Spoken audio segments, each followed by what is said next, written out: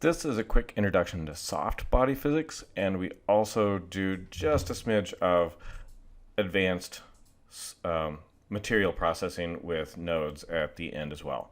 Okay, so I'm going to start off with a cube here, and then like before with rigid body, I'm going to Shift A and add a plane that's going to act as my floor. I'm going to hit S to scale it and scale it up 10. Then I'm going to grab this rectangle here, move it on the Z-axis, and move it up a bit.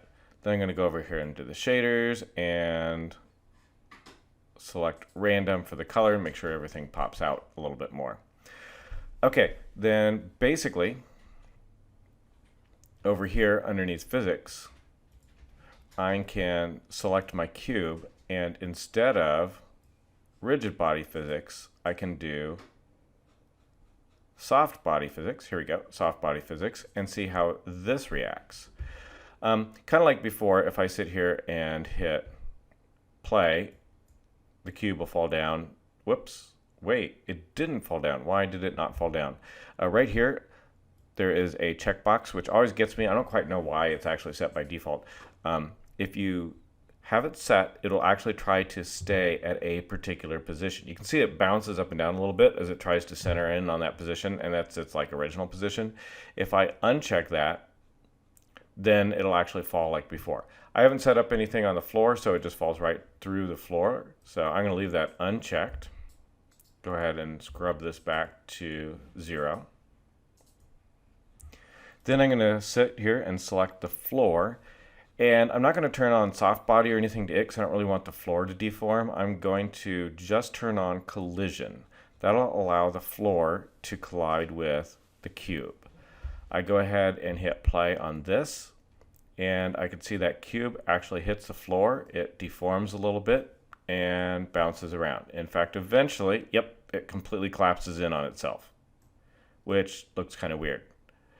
I can actually keep it from collapsing in on itself. If I go here, when I've got the cube selected, got to make sure I have the cube selected, and underneath edges, if I expand that out, there are all sorts of different selections for edges, and one of which is how much it bends. You can also get down here underneath stiffness and try to keep the shearing from happening like it is here, but I'm just going to go underneath bending. I'm going to set it to 1. And now when it hits, it's a little bit less likely to bend, particularly because it was at 0 before, which made it very likely to bend. And yeah, there we go. That's not too bad. I can make this a little bit more interesting. I'm going to go ahead and go into the edit mode for the cube. I go over to edge, and I'm going to subdivide, and maybe I will add several more cuts for subdivide. Click off to the side, hit tab, and once the thing resets here, there we go. There, it looks a little bit more like, I don't know, Jello almost as you put this together. If you were to subdivide it more, it would be a little bit more Jello-like. You have more vertices for it to change around. And in fact, I can actually go underneath the object and do shade smooth, and then it looks a little bit more Jello-like, except that it's not transparent. We can go ahead and do really similar things on other objects. So I'm going to go ahead and pause this, scrub this back up here, take this, Shift D to duplicate, and let's grab this, move it up here on top. Yeah, they're not touching. I don't want to start with the objects touching because then they tend to fly off in crazy directions. All right, let's grab this, move this a little bit further over this way. Now if we run it, that's interesting. Do you note that the cubes actually overlap? They only interact with things that have collision turned on them. So if I click one of these cubes here, and then I go over to the physics tab, scroll up to the top, I have soft body turned on, which will react with anything that has collision turned on. If I turn on collision on with itself, then the other cubes won't collide. Well, they will collide with it, but they won't overlap. So I'm going to click collision on that one. Then I think I got one more cube that doesn't have collision turned on it. There we go. I select collision on that. Then once this resets, we can see how they work.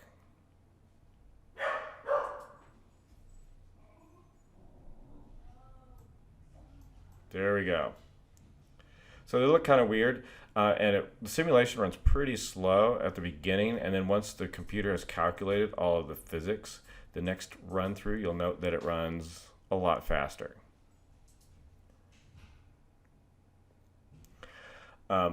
You can also end up adding other meshes. The UV sphere doesn't work nearly as well as the icosphere because the icosphere is created out of triangles. It works really pretty well because triangles are quite strong. And just on the geometry side, the icosphere does a nice job of holding its shape when you put it together. Let me throw this down a little bit.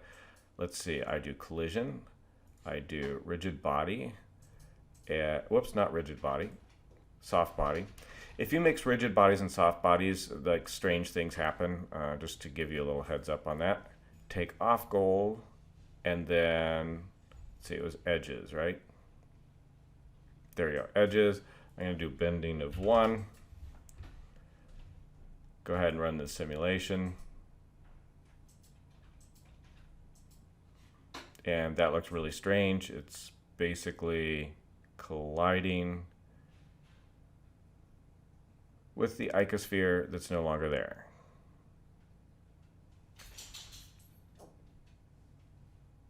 But the icosphere works pretty well.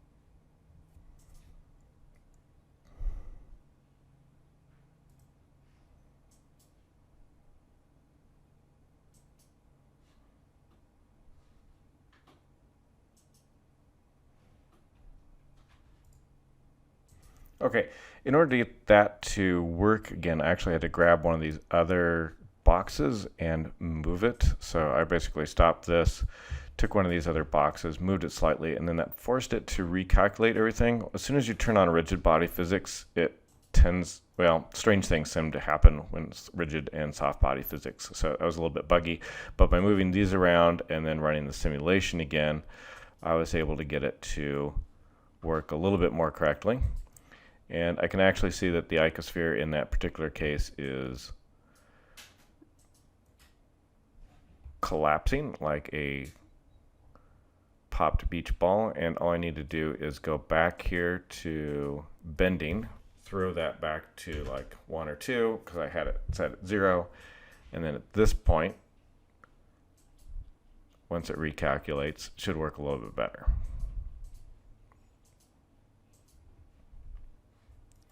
Okay, so we've got all of these weird transparent things that kind of look like Jello, and that kind of concludes the soft body portion of this. But how do I actually make this look more interesting?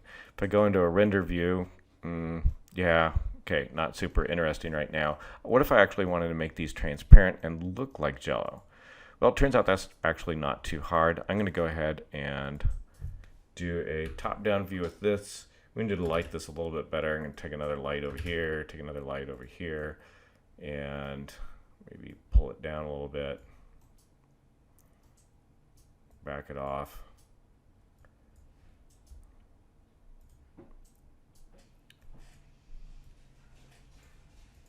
Make the radius bigger. Cool. All right, that'll work for now. I'm going to go ahead and give the floor here a texture.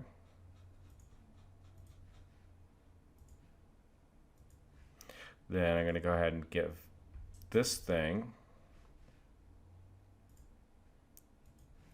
a texture. And then this one right here, I'm going to take that material and I'm going to grab it a new material.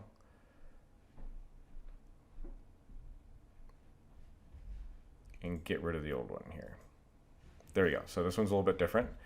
One of the weird things that I can do with this is instead of principled BSDF, I can actually select glass, and then it'll become transparent, except right now I'm using Eevee, so it's not transparent. I need a better rendering engine, so I'll flip over here and switch from Eevee to cycles.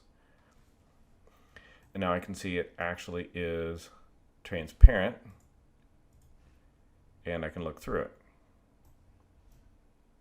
and see the other items behind it.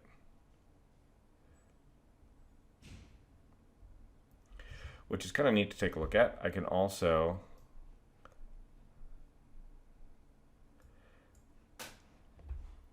modify the glass material that I've got here. And it has a roughness factor to it. Oops, wrong object. There we go, right object. If I take this down, it'll become completely transparent. You can see through it quite well. You can also give it a little tint if you want. That'll make it a little bit more Jello-like. Don't really want to give it a tint, so I'm going to undo that.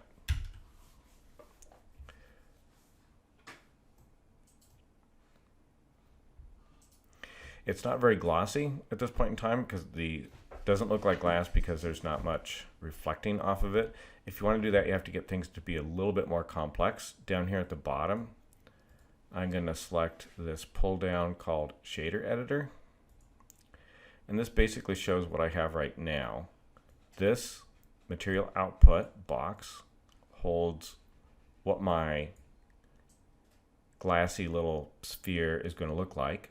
This is the input to it. So basically it's going from here to the surface and I've got glass. What I would love to do is have it not only glassy so that it's transparent and does weird index of refraction type things, which by the way I can change. I can make that a little bit less lensy. You can see through it a little bit more straight. Anyway, if you want to add in some gloss, I can add a glossy box, and now the only thing I need to do is figure out how to combine these two. So if I move this over here and do gloss, it's not transparent, but it's reflective instead.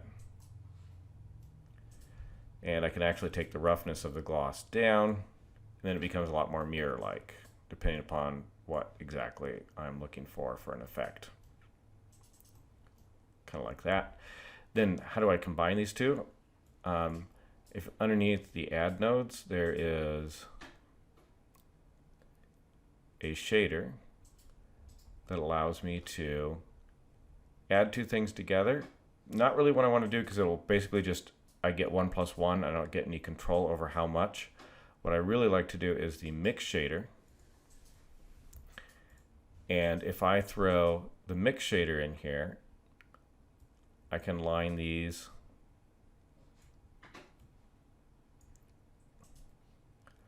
up so that they mix together. So now I'm basically seeing through it, and I get a little bit of a reflection. I can control the factor of this. Right now I'm going and I'm doing nothing but seeing straight through it. Here it becomes a complete mirror and I'm just seeing a reflection, and I can just sort of adjust that.